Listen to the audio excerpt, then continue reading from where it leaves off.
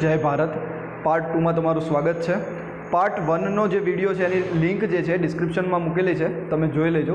हवे आपणे जोईए कि राज्य अर्थव्यवस्था जे छे कार्ल मार्क्स नामना अर्थशास्त्री आपेली है। तो हवे कार्ल मार्क्सना अर्थशास्त्रीने आवुं तो शुं विचार आव्यो हशे कि मूडीवादी अर्थव्यवस्था जे छे ए बराबर नथी अने समाजवादी एटले कि राज्यवादी अर्थव्यवस्था लई आवीए। तो समझो तमे कि मूडीवादी अर्थव्यवस्था जे छे एनी अंदर खाली हेतु जे छे ए नफो कमावानो ज छे। मतलब आनी अंदर कंई समाज कल्याणनो अथवा प्रजा कल्याणनो कोई जातनो हेतु नहीं। पण हवे जोईए कि कार्ल मार्क्स जे छे, कार्ल मार्क्सनो जे छे ए कार्ल मार्क्स नामना जे फिलोसोफर छे एमणे नवी विचारधारा आपी जेनी नाम छे राज्य अर्थव्यवस्था अथवा स्टेट इकोनॉमी। हवे तमे समझी शको कि आ बधुं इन शॉर्ट सरकारने सौंपी देवानुं छे। बधी मोनोपोली जे छे पूरेपूरी सरकारनी रहेवानी छे। मतलब आगळना विडियोमां आपणे जोयुं कि मूडीवादी अर्थव्यवस्थामां शुं हतुं, बधुं लोको उपर निर्भर हतुं। डिमांड हशे तो सप्लाय थशे। पण अहींया केवुं छे कि पूरेपूरुं जे छे आखे आखुं बधुं सरकारना हाथमां ज रहेवानुं छे, बाकी कोईना हाथमां रहेवानुं नथी। तो हवे जोईए कि समाज जे छे आ जे छे नॉन मार्केट इकोनॉमी पण कहेवामां आवशे। मतलब अहींया बधुं सरकार ज हस्तक्षेप करशे। समजीए आपणे एक वस्तु कि अहींया ज वस्तु आगळ जे आपणे उदाहरण लीधुं हतुं मैगी, बराबर। तो हवे अहींया मैगी कोण बनावशे? तमे समजो, जे आपणे कहीए ने 2 मिनिटमां बनी जाए मैगी, तो ये मैगी जे छे हवे कोण बनावशे? सरकार बनावशे, बराबर। अहींया कोई कंपनी तो आवशे ज नहीं। मैं तमने कीधुं कि अहींया बधो हस्तक्षेपथी लईने बधुं ध्यान कोનું हशे? सरकारनुं।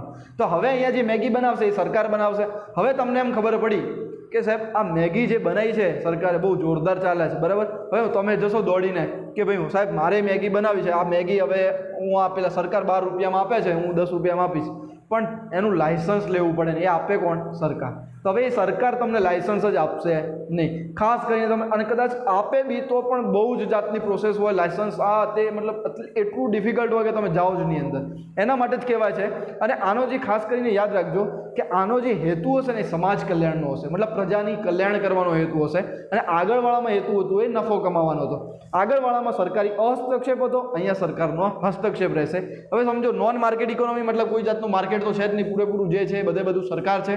तो नॉन मार्केट इकोनॉमी अहींया समझीए एक वस्तु कि अहींया जे छे मजूर अने मालिक एवा कोई वर्ग होता नहीं। समझो बधुं जे छे एज इट इज सरकार ज छे, बराबर। अहींया कोई मजूर नहीं, कोई मालिक नहीं। अहींया जे कार्य करी रह्या छे ए बधा सरकारना अंडरमां ज कार्य करवानो छे। अने खास करीने मैं तमने आगळ वात करी हती कि अहींया जे छे एकाधिकार जोवा मळशे, मोनोपोली जोवा मळशे। समझो तमे मैं आगळ वात करी हती अहींया प्रतिस्पर्धा नहीं होय, कारण के सरकार जे छे आनी मोनोपोली रहेवानी। सरकार मैगी बनावशे तो सरकारनुं ज चालशे अने ए ज मैगी खाली सरकार ज वेचवानी छे, बाकी कोई वेचवानुं नथी। एना माटे तमारे समजी लेवानुं छे। एना पछी जेनो जे मुख्य उद्देश्य खास याद राखजो कि समाजनुं कल्याण करवानुं छे। शानो कल्याण? समाजनुं। पेलामां हेतु शुं हतो? आनो मुख्य हेतु नफो कमाવાનો। आमां हेतु शुं छे? तो समाजनुं कल्याण करवानो हेतु छे। नेक्स्ट स्लाइडमां जोईए आपणे आने समाजवादी अर्थव्यवस्था ने खास करीने यूएसएसआर, बराबर। आगळ आपणे जोयुं कि मूडीवादी जे अर्थव्यवस्था हती एने कोणे सौ प्रथम अपनावी? खास करीने प्रश्न पूछाई शके तो यूएसए। नंबर 2 समाजवादी, जेम के राज्य अर्थव्यवस्था जे राज्यवादी अर्थव्यवस्था है ए जे खास करीने यूएसएसआर एटले आजनुं रशिया तरफ झुकेली हती अने सरकार अने सरकारी हस्तक्षेप होय छे। जेम के मैं तमने एक एक्जाम्पल आपी दऊं छुं कि कोई मजूर है तो पोतानो भाव नक्की करी शके छे। मैं तमने कीधुं ए प्रमाणे अहींया 2 अर्थव्यवस्था है। राज्य अर्थव्यवस्था राज्यवादीमां 2 छे, समाजवादी अने साम्यवादी। हवे समाजवादी अने राज्यवादीमां समजीए शुं फेर छे कि अहींया जे समाजवादी छे समजीए थोड़ो।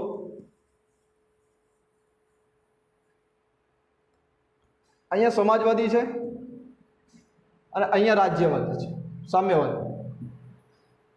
हवे समाजवादी में शुं हशे? बधुं मैं तमने कीधुं आगळ ए प्रमाणे बधो जे हक है आखे आखुं बधुं जे छे कोना अंडरमां होय छे? तो सरकार पासे ज होय छे। कोनी पासे होय छे? सरकार। अहींया पण कोनी पासे होय छे? सरकार, बराबर। अहींया पण कोनी पासे हशे?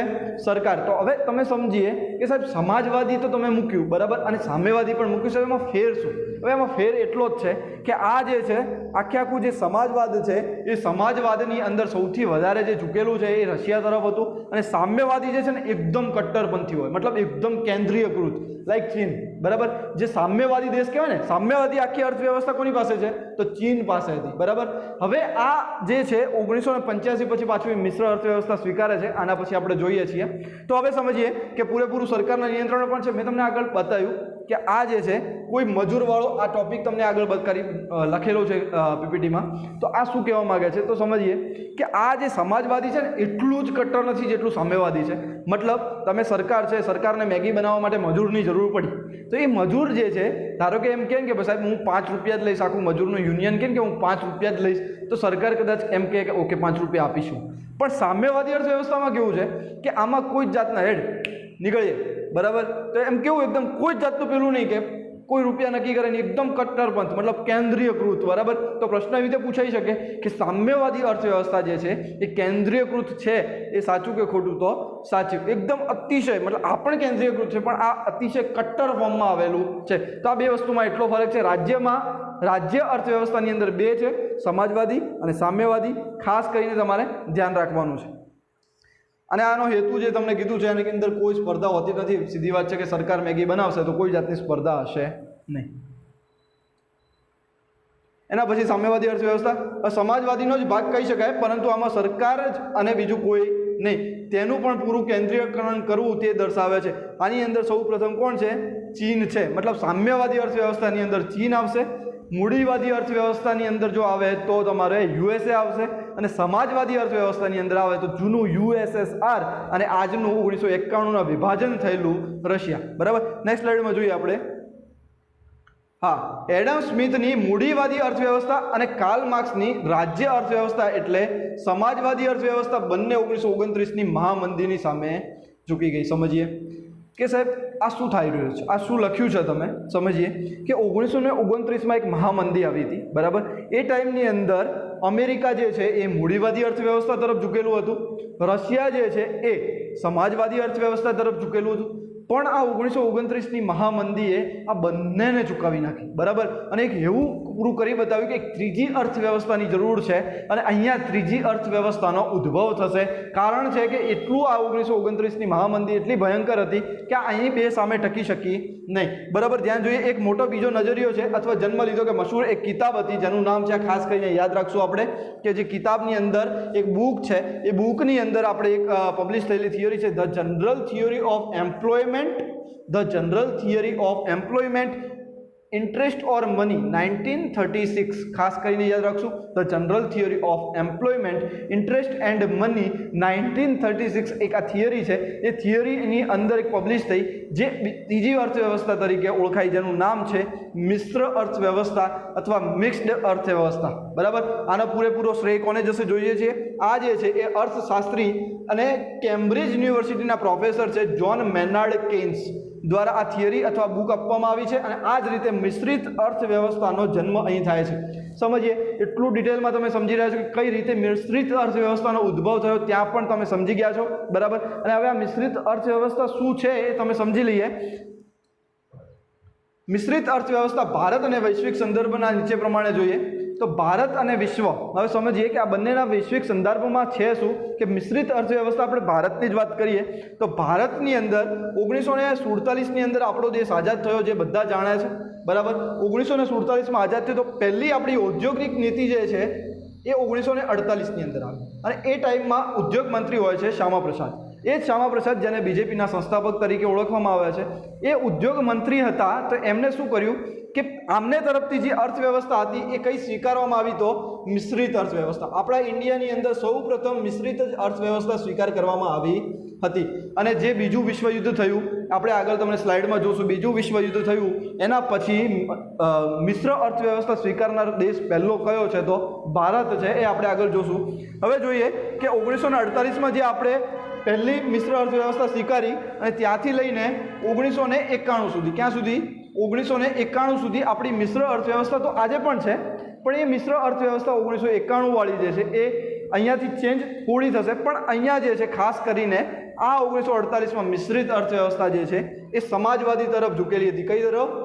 સમાજવાદી. મતલબ અહીંયા થોડું હજી સરકાર તરફ ઝૂકેલું હતું, મતલબ થોડું હજી કંટ્રોલ જે છે બધું સરકારના હાથમાં હતું, કારણ કે આપણે થોડા ટાઈમ પહેલાં જ આઝાદ થયા હતા અને વેપારીઓને થોડું એમ આપીને વેપાર કરવા જ આપેલી બ્રિટન કંપની હતી ને બધું એમ હથિયાઈ લીધું, એટલે થોડો ડર હતો, બરાબર. એટલે સમાજવાદી અર્થવ્યવસ્થા તરફ આપણે ઝૂકેલા હતા અને સમાજવાદી અર્થવ્યવસ્થા તરફ ઝૂકેલા એટલે મેં તમને કીધું કે વધારે લાયસન્સ રાજ, વધારે સરકારનું ચાલે, બેન્કોનું રાષ્ટ્રીયકરણ થયું, વીમા કંપનીઓ બધી રાષ્ટ્રીયકરણ થઈ ગઈ, ઓઇલની કંપનીઓ બધી સરકારની, બધું સમાજવાદી તરફ ખાસ કરીને ઝૂકેલું હતું.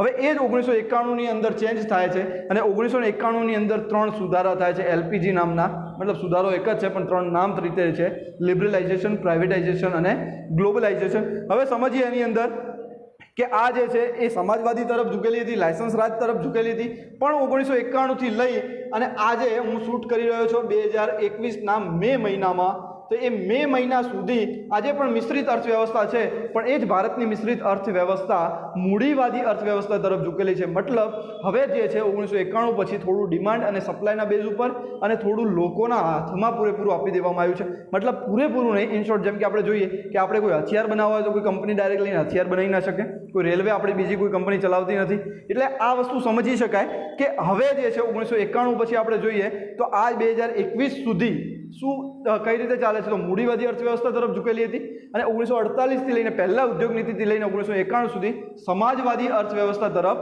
ઝૂકેલી હતી.